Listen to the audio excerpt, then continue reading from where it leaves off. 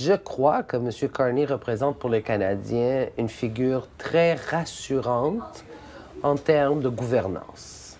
C'est une personne qui a démontré qu'il savait gouverner dans des situations très difficiles, la politique économique du Canada et celle du Royaume-Uni. Mais c'est surtout une personne qui est très calme, qui est très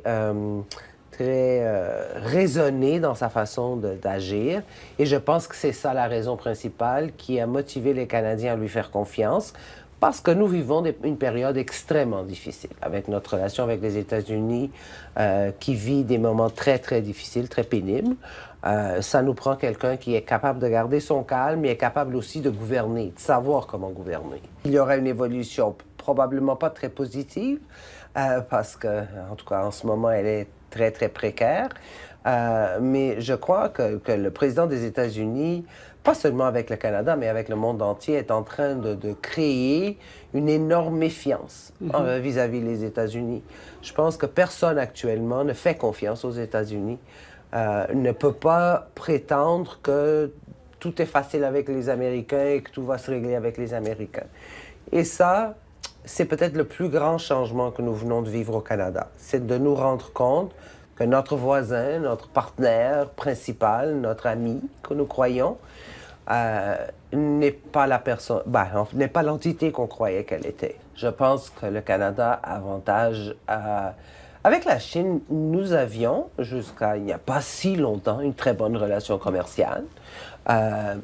J'espère qu'on va être capable de rétablir cette confiance aussi entre les deux pays pour rétablir Mais les échanges commerciaux demeurent. Et le Canada et la Chine ont beaucoup, beaucoup d'échanges commerciaux. Là. Même si politiquement, il y a eu plein de moments difficiles ces dernières années, au niveau commercial, le Canada et la Chine ont des très bonnes relations quand même.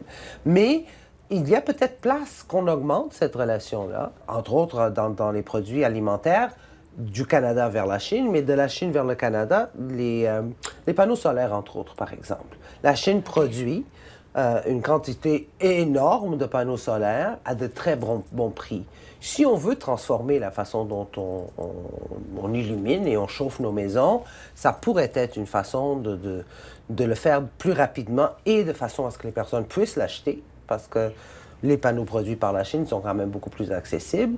Ça pourrait être un échange intéressant au niveau de nos produits alimentaires versus les produits des énergies vertes que la Chine est en train de produire de façon très, très économique, là, très accessible.